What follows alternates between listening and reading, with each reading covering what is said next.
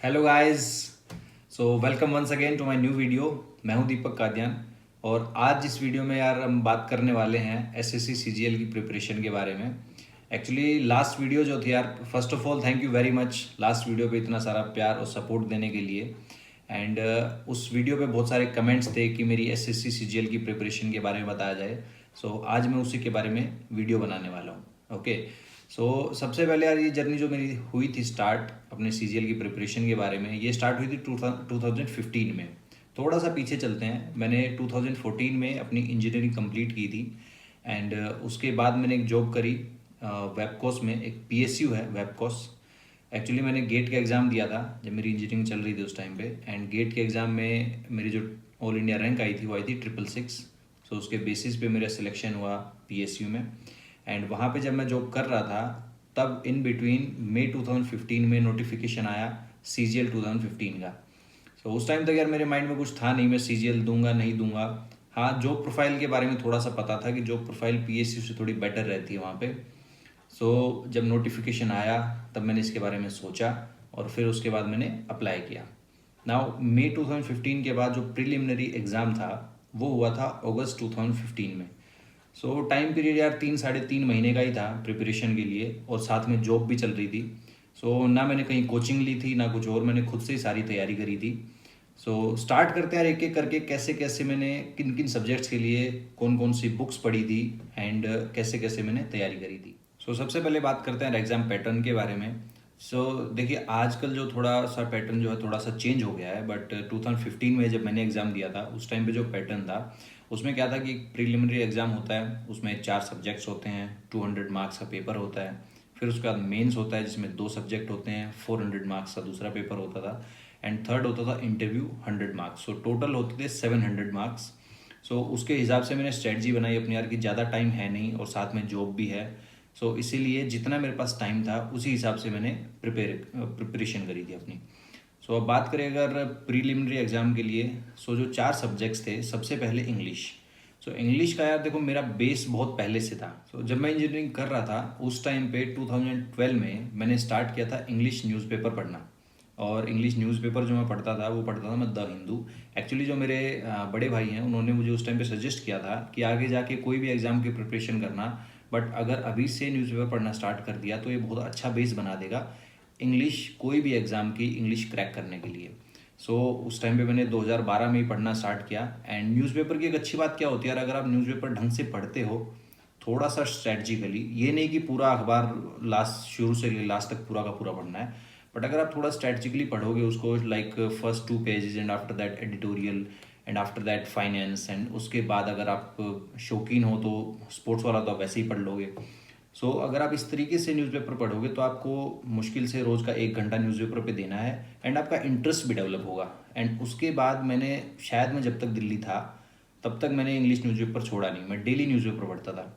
हाँ, यहाँ आने के बाद तो अब यहाँ तो इंग्लिश न्यूज़पेपर होते नहीं हैं, बट स्टिल मेरी अभी भी आदत है, अगर मुझे कहीं इंग्लिश न्यूज़पेपर मिल जाता है तो मैं अभी भी न्यूज़पेपर पढ़ता ज़रूर हूँ। देखिए उसके फ़ायदे क्या क्या रहते हैं। फर्स्ट ऑफ ऑल इंग्लिश में अगर मैं बात करूँ अपने एग्ज़ाम में, तो वन वर्ड सब्स्टिट्यूशन आते हैं, वर्ड मीनिंग आते हैं, एंटोनिम सिनोनिम आते हैं, पैराग्राफ रीडिंग होता है, प्रीपोजिशन फिल करने होते हैं पैराग्राफ में। एंड आई थिंक यही मेन मेन से जो टॉपिक होते हैं इंग्लिश के पेपर में यही होते हैं, प्रीलिमिनरी में भी और मेंस में भी। अगर आप रेगुलर न्यूज़पेपर पढ़ते हो तो आपकी पैराग्राफ रीडिंग का जो आपका टॉपिक है वो बहुत अच्छे से कवर हो जाता है। आपको कोई कोचिंग लेने की ज़रूरत नहीं है, कोई आपको शॉर्टकट मारने की ज़रूरत नहीं है, आपकी खुद ही रीडिंग हैबिट इतनी अच्छी हो जाती है कि एक ही बार में पैरा जब भी आप पढ़ोगे आपको सारा उसका समझ आ जाएगा इस पैरा में है क्या और क्वेश्चंस क्या होने वाले हैं, और उनके आंसर आप बड़ी इजीली और बड़ी जल्दी निकाल सकते हो। ओके। दूसरा उसके बाद वर्ड मीनिंग्स। देखो जब मैंने स्टार्ट किया था 2012 में और जब मेरा एग्ज़ाम हुआ 2015 में, तब तक ऑलमोस्ट मैंने 1400 या 1500 इंग्लिश के वर्ड्स ऐसे थे जो मुझे पहले नहीं आते थे। न्यूज़पेपर पढ़ने के बाद वो सारे वर्ड्स मुझे याद हो गए थे, उनके मीनिंग क्या होते हैं। जो word meaning, I think 10 word meaning आते हैं पेपर में अपने। 10 में से 8 या 9 अगर आप रेगुलर न्यूज़पेपर पढ़ते हो तो आपको कहीं से कुछ याद करने की ज़रूरत ही नहीं है, आपको वैसे ही आते होंगे वो। Okay. Same for antonym synonym, अगर आपको वर्ड मीनिंग आते हैं तो आप वो भी कर ही लोगे। उसके बाद प्रीपोजिशन, अगर आपको अच्छे से आदत है न्यूज़पेपर पढ़ने की, तो जो पैराग्राफ आया है उस पैराग्राफ की सेंस को समझ के अपने आप ही रीडिंग करते करते आपको समझ आ जाएगा। आपको ऑप्शन भी देखने की जरूरत नहीं पड़ेगी कि इसमें प्रीपोजिशन कौन सा फिल करना है। और अगर बुक की बात करें यार, तो बुक मैंने सिर्फ एक ही फॉलो करता था मैं इंग्लिश के लिए, and that was SP Bakshi. So SP Bakshi की एक बुक थी, उसमें से मैं इडियम एंड फ्रेजेस जो याद करने के लिए उसको यूज़ करता था। एंड बस मेन तो यही था यार। उसके अलावा कुछ और कुछ और डिफरेंट टाइप के पैराग्राफ्स जो न्यूज़पेपर में नहीं होते हैं और थोड़े से डिफरेंट टाइप से उसमें बुक में दिए होते हैं, सो वो सारे पढ़ने के लिए मैं इंग्लिश की ये बुक रेफ़र करता था। इसके अलावा कोई हाई प्रोफाइल या कोई बहुत बड़ी बुक मैंने नहीं रेफ़र करी। दूसरा बात करते हैं मैथ के लिए। सो मैथ के लिए मेरे पास एक बुक होती थी RS अग्रवाल। मुझे पता है बहुत बेसिक सी बुक होती है, बहुत बेसिक से क्वेश्चन होते हैं, बट मैंने मैथ के लिए सिर्फ वही एक बुक फॉलो करी थी। ना तो मेरे पास टाइम था बहुत हाई प्रोफाइल बुक्स पढ़ने का एंड बहुत हाई प्रोफाइल उसमें क्वेश्चन सोल्व करने का। अगर मेरा मानना क्या है कि अगर हमें ये जो एग्ज़ाम है ना, इसमें हमें नंबर ज़्यादा नहीं लाने हैं, हमें हार्ड टफ क्वेश्चन सोल्व करके, ऐसा नहीं है कि अगर हमने वो क्वेश्चन का आंसर सही कर दिया तो हमें कोई मेडल मिलने वाला है। टाइम के हिसाब से ज़्यादा क्वेश्चन सोल्व करने हैं, एंड अगर पेपर टफ आया तो सबके लिए टफ आएगा। ओके, तो उसमें वैसे ही कम मार्क्स में भी आपकी रैंक अच्छी आ सकती है। सो मेरे पास तो वैसे भी टाइम कम था, सो इसीलिए मैंने सिर्फ यही बुक रेफ़र करी, RS Agarwal. And after that aptitude की मैंने कोई बुक नहीं पढ़ी थी। वो तो जस्ट ये था कि जो मॉक टेस्ट, हाँ मॉक टेस्ट मैंने बहुत सोल्व किए थे। मैं डेली एक मॉक टेस्ट सोल्व करता था फॉर अराउंड, जब मैंने अपनी तैयारी स्टार्ट करी तब से लेके एग्ज़ाम तक। सो उसमें एप्टीट्यूड मेरा उसी में कवर हो गया था। And last GS। So GS के लिए एक बुक पढ़ी थी मैंने, ल्यूसेंट की, जो अपनी GK की बुक आती है, वो पूरी याद करी थी मैंने। उसमें कोई टॉपिक नहीं छोड़ा था मैंने, जितने भी टॉपिक थे हर word to word, line to line सब याद कर लिया था मैंने। सो और कुछ जो GK थी, करंट जो GK थी, वो न्यूज़पेपर पढ़ के हो जाती थी कवर। उसके अलावा GK के लिए मैंने और कुछ नहीं किया। सो अब बात करते हैं यार टाइम मैनेजमेंट के बारे में। देखो, मैं जॉब के साथ साथ अपनी प्रिपरेशन कर रहा था, सो मैं टाइम कैसे मैनेज करता था। सो जब मैं सुबह उठता था, सुबह थोड़ा जल्दी उठता था मैं, तो सुबह के 2 घंटे होते थे सिर्फ चीज़ें याद करने के लिए, ल्यूसेंट की GK, एंड उसके साथ में कुछ इंग्लिश की कुछ चीज़ें अगर याद जो करनी होती थी वो मैं सारी सुबह करता था उठ के।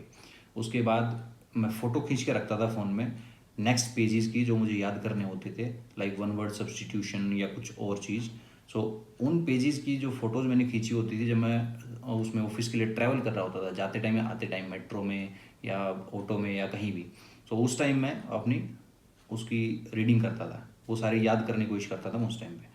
सो वो टाइम मैनेज हो जाता। उसके बाद होता था ऑफिस के बाद मैं थोड़ा लेट तक बैठता था ऑफिस में, जो गुड़गांव में ऑफिस होता था हमारा, जो PSU में जब मैं था।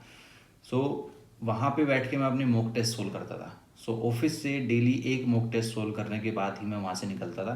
वहाँ पे उस टाइम पे एक काफ़ी अच्छा कोचिंग इंस्टीट्यूट है, वो नया नया स्टार्ट हुआ था। सो उस कोचिंग इंस्टीट्यूट ने क्या किया था उस टाइम पे कि उनके ऑनलाइन जो एग्ज़ाम होते थे, वो ऑनलाइन एग्ज़ाम लेते थे, एंड उस टेस्ट सीरीज़ के मॉक टेस्ट के जो जो पेपर होता था वो साइट पे आ जाता था उनके। सो मैं वहाँ से डाउनलोड करता था और डेली उसको सोल्व करता था। अब वहाँ अच्छी चीज़ क्या थी कि वहाँ रैंक भी साथ साथ आ जाती थी, कि जिन लोगों ने वहाँ जो उस इंस्टीट्यूट में पढ़ने वाले बच्चे हैं, उन्होंने जब वो एग्ज़ाम दिया तो उसके बाद किसके कितने मार्क्स पे कितनी रैंक आई है। तो मेरा फोकस हमेशा रैंक पे होता था। एक ये बहुत बड़ी प्रॉब्लम होती हुई लोग समझते नहीं हैं इस चीज़ को, मेरे से बहुत बार पूछते भी हैं कि यार नंबर कमा रहे हैं, नंबर कमा रहे हैं। देखिए, आपका जो फोकस है ना, वो नंबर से ज़्यादा आपका रैंक पे होना चाहिए। अब मान लीजिए पेपर टफ आ गया, तो हो सकता है आपके कम नंबर में अच्छी रैंक आ जाए, तो आपको जो नौकरी मिलनी है ना, वो रैंक के बेसिस पे मिलनी है, नंबर के बेसिस पे नहीं मिलनी है। सो फोकस जो है वो हमेशा अच्छी रैंक पे होना चाहिए। तो जब मैं मॉक टेस्ट सोल्व करता था, उस मॉक टेस्ट में मेरी अराउंड 40-50 ऐसी कुछ रैंक आती थी। और मार्क्स पे तो देखो, कभी मार्क्स कम आते थे, कभी ज़्यादा आते थे, डिपेंड्स कि पेपर टफ है या आसान है, जो भी है। सो वहाँ से मुझे एक चीज़ समझ आ गई थी यार, कि अगर इस इंस्टीट्यूट में जो पढ़ने वाले बच्चे हैं वो काफ़ी अच्छे हैं, और मोस्टली जो क्रीम होती है, मतलब जिनका सिलेक्शन ज़्यादा से ज़्यादा होता है, वो इंस्टीट्यूट्स वगैरह में इनके मॉक टेस्ट दे रहे होते हैं। सो अगर वहाँ मेरी 40-50 रैंक है, तो फाइनल एग्ज़ाम में ज़्यादा से ज़्यादा 200 आ जाएगी, 250 आ जाएगी, तो वहाँ तक आ जाएगी और मुझे अपनी टॉप चॉइस मिल जाएगी। एंड उसके बाद वही, जब ऑफिस से मैं घर आता था, तो रात को मैं पढ़ाई करता था सिर्फ मैथ की, क्योंकि देखो मैथ क्या होता है, मेरा फेवरेट है मैथ्स। तो मैथ पढ़ते पढ़ते मुझे कभी नींद नहीं आती थी। तो इसीलिए जितना मेरा टारगेट होता था मैथ का, उतना अपना मैथ सोल्व करके उसके बाद मैं सो जाता था। सो ये मेरी पूरी दिनचर्या रहती थी, और प्रीलिमिनरी एग्ज़ाम में भी और मेंस के एग्ज़ाम से पहले भी यही मेरा रूटीन रहता था। सो इसी रूटीन के साथ मैंने अपनी तैयारी करी है। और अब बात करें यार अगर फोकस और कंसंट्रेशन की, ये तो देखो यार मस्ट हैं। अगर जैसे मेरा अगर टोटल मैं स्टडी आवर्स निकालूं पूरे दिन के, तो 6-7 घंटे मुझे मिल जाते थे पढ़ाई करने के। तो ये जो 6-7 घंटे होते थे, इन 6-7 घंटे में मैं पूरा फोकस करके पढ़ाई करता था। हाँ, आप देखो यार, मैं खुद ये वीडियो यूट्यूब पे बना रहा हूँ, और फिर ये भी एक्सपेक्टेशन रहती है कि स्टूडेंट्स इस वीडियो को देख रहे होंगे। मैं यार ज़्यादा वीडियोज़ वगैरह नहीं देखता था, ट्रूथफुली स्पीकिंग। मैं उस टाइम पे यूट्यूब वगैरह या सोशल मीडिया का बहुत ही कम यूज़ करता था। सो अगर आप भी इस वीडियो को देख रहे हैं, सो देखो यार, मेरा ये है कि अगर आपको कुछ अपना थोड़ा सा माइंड डाइवर्ट करने के लिए थोड़ा कुछ देखना है तो आप देख सकते हैं। अदरवाइज फोकस रखिए अपना, एंड फोकस रख के जितना पढ़ाई करेंगे तो आपका 1 घंटा जो है वो 1 घंटा यूटिलाइज होना चाहिए। ऐसा नहीं होना चाहिए कि आप 3 घंटे किताब लेके बैठे हैं बट आपका वही फोकस इतना अच्छा नहीं है और टोटल आप 1 या 1.5 घंटे का आउटपुट निकाल पाए। सो अब आते हैं रैंक पे यार। मेरा प्रीलिमिनरी एग्ज़ाम के बाद रैंक, मेंस के बाद रैंक और इंटरव्यू के बाद फाइनल रैंक कितना हुआ था। सो मेरा जो प्रीलिमिनरी एग्ज़ाम था उसके बाद जो मेरी रैंक आई थी, वो मेरी रैंक आई थी सम 1100 समथिंग। सो उसके बाद जब मेंस आया तो मेंस में मेरी रैंक हो गई थी 440 या 450 कुछ ऐसा, एंड फाइनल आफ्टर इंटरव्यू मेरी रैंक हो गई थी 244। सो ये जो ग्रेजुअल जो इंक्रीज हुआ है मेरी रैंक में, अब इसके होने के पीछे देखो ये मेरी स्ट्रैटेजी भी थी, और मैं चाहता भी यही था कि इसी तरह से रैंक ऊपर होगी। क्योंकि प्रीलिमिनरी एग्ज़ाम में एक बहुत बड़ा पार्ट होता है जीएस, जो टोटल जो नंबर होते हैं उसका 25% होता है। सो मैंने जीएस की एक बुक तो मैंने पढ़ी थी जैसे मैंने आपको बताया, बट उस बुक से मुश्किल से 3-4 क्वेश्चन ही आते हैं 50 में से। बाकी क्वेश्चंस की मेरे पास तो कोई तैयारी थी नहीं, और कुछ न्यूज़पेपर से। तो कुल मिला के आई थिंक मेरे 6-7 क्वेश्चन ही हुए होंगे ठीक जीएस के, जहाँ तक मुझे उम्मीद है। तो मुझे पता था कि प्री जो एग्ज़ाम होगा उसमें जीएस की वजह से हो सकता है मेरी रैंक थोड़ी पीछे आए, बट अगर मैं अच्छी तैयारी करूँगा इंग्लिश और मैथ्स की, सो वो टोटल 400 का स्कोर होता है मेंस में, और 100 का स्कोर होता है प्री में। सो वो आपकी रैंक काफ़ी अच्छी खींच सकता है मेंस के एग्ज़ाम में। सो वही हुआ मेरे साथ। प्री में मेरी रैंक थोड़ी पीछे थी, बट उसके बाद मेंस में मेरी रैंक आ गई थी 450 के around, 440 450। And after that interview के लिए था मेरी स्ट्रैटेजी काफ़ी अच्छी थी। अब देखो आजकल तो इंटरव्यू हो गया है बंद। पहले क्या हुआ था, जब मैंने अपना इंजीनियरिंग का एग्ज़ाम दिया था, सॉरी गेट का एग्ज़ाम, सो उसके बाद मैंने 3 पीएसयूज़ में इंटरव्यू दिए थे, एंड एक मैंने अपने कैंपस में भी एक कंपनी आई थी उसके लिए इंटरव्यू दिया था। सो इंटरव्यू का मुझे थोड़ा सा आइडिया था कि इंटरव्यूअर क्या पूछते हैं। वो जनरली वही चीज़ें पूछते हैं जो हम बोल रहे होते हैं। जैसे मैं कुछ बोलूँगा, किसी क्वेश्चन का आंसर करूँगा, उसी में से निकाल के वो कोई ना कोई दूसरा क्वेश्चन पूछेंगे। सो वहाँ पे कुछ ऐसी चीज़ बोलनी ही नहीं होती जो आपको नहीं आती है। हाँ, कुछ किसी तरह से बीच में वो चीज़ घुसा दो जो आपको अच्छे से आती है। तो क्या है, इंटरव्यूअर का ध्यान उस चीज़ पे जाएगा, उसी चीज़ को पूछेगा, एंड आपको ऑब्वियसली वो ऑलरेडी अच्छे से आती है तो आप उसको अच्छे से एक्सप्लेन करेंगे, एंड उसके ऊपर अच्छा इफेक्ट पड़ेगा। नाउ इस स्ट्रैटेजी से मेरा इंटरव्यू बहुत अच्छा गया, और फाइनली मेरी रैंक जो थी वो 200 और ऊपर आ गई। So final rank was 244 and I was selected into MEA. So ये थी यार मेरी सीजीएल की जर्नी। सो अब बात करते हैं कुछ एग्ज़ाम टिप्स के बारे में। सो देखो यार, सबसे पहले तो जब भी आप मॉक टेस्ट सोल्व करते हो, सो मॉक टेस्ट सोल्व करते टाइम आपको ध्यान रखना है, जब आप घर पे बैठे हो तो 1 घंटा 50 मिनट का टाइम सेट करके आप सोल्व करो, या उससे थोड़ा कम कर सकते हो। क्योंकि जब आप रियल टाइम में एग्जाम में बैठोगे, अगर 2 घंटे का एग्जाम है तो उसमें कहीं ना कहीं 10-1 मिनट इधर उधर चले जाते हैं। आप कभी आंसर शीट पे कुछ भरते हो, क्वेश्चन शीट पे कुछ बीच में कोई इन्विजिलेटर कुछ चेक करने आ गया, या वैसे थोड़ी सी कंसंट्रेशन वहाँ कम हो जाती है, इधर उधर से कुछ आवाज़ आ रही होती है, कुछ भी चीज़ होती है। ओके, सो घर पे जब मॉक टेस्ट सोल्व करते हो तो 1 घंटा 50 मिनट का टाइम रखो, एंड जैसे मैंने वीडियो में पहले ही बताया है, फोकस ऑन रैंक जरूर चेक करो जब भी आप मॉक टेस्ट देते हो कि आपकी रैंक कितनी होगी। लेट्स सपोज आप 2015 का पेपर उठा के प्रीवियस ईयर पेपर आप सोल्व कर रहे हो, तो उसमें आपने 1 घंटा 50 मिनट में देखो आपने कितना स्कोर किया। अगर लेट्स सपोज आपने प्री एग्ज़ाम जो है वो सोल्व किया है, तो उसके बाद लेट्स सपोज आपके मार्क्स आए हैं 138, तो आपको कहीं ना कहीं से किसी न किसी वेबसाइट से आपको ये मिल जाएगा कि जब 2015 का जो एग्ज़ाम था उसमें 138 मार्क्स पे कितनी रैंक थी। सो उसमें 138 पे अराउंड 1200 के अराउंड रैंक थी, क्योंकि मेरे 138.5 थे। सो आपको एक आइडिया लग जाएगा कि आप कहाँ स्टैंड कर रहे हैं। और जो जनरली जो देखो क्या होता है, पेपर के ऊपर डिपेंड करता है। अगर पेपर इजी आता है तो हो सकता है 180 मार्क्स आपके आ जाएं और तब भी आपकी 1200 रैंक ना आए। ओके, सो आप जिस तरह का एग्ज़ाम है उस तरह से आप अपनी रैंक के ऊपर फोकस करो कि आपको अपनी रैंक और इम्प्रूव करनी है। ओके, दूसरा, फोकस और कंसंट्रेशन से पढ़ाई करो यार।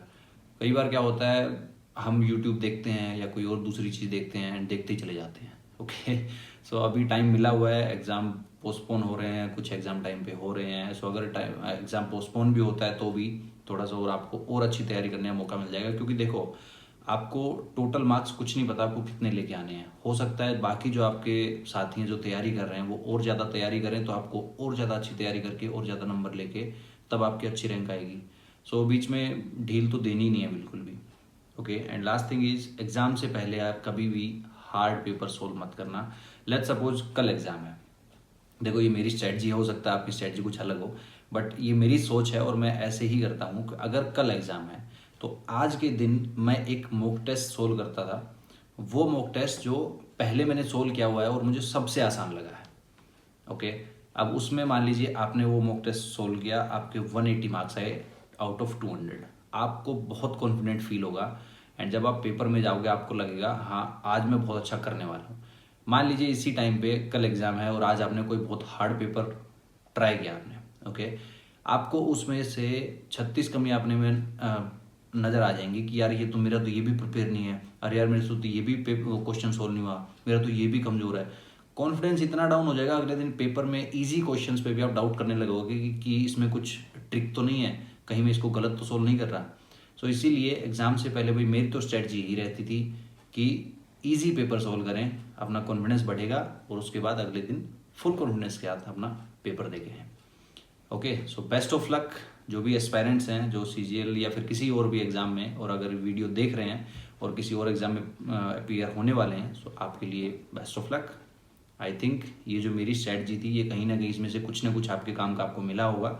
And I am not saying कि मेरी जो स्ट्रैटेजी थी ये फुल प्रूफ है। भाई देखो, किसी के लिए काम कर जाती है, किसी के लिए नहीं करती है, बट स्टिल आप लोगों ने पूछा तो मैंने अपनी जर्नी, अपनी प्रिपरेशन स्ट्रैटेजी शेयर कर ली। ओके, सो आई थिंक आपको कुछ ना कुछ इसमें से अच्छा मिला ही होगा। Okay, so once again thank you very much, thank you all. आप लोगों का इतना अच्छा सपोर्ट मिल रहा है मुझे यूट्यूब पे। एंड आप मुझे वैसे कमेंट करके बताते रहिए और क्या नई चीज़ें आप जानना चाहते हैं, क्या नई चीज़ें जिसके ऊपर हम वीडियोज़ लेके आ सकते हैं, एंड हम वीडियोज़ बनाते रहेंगे। Thank you.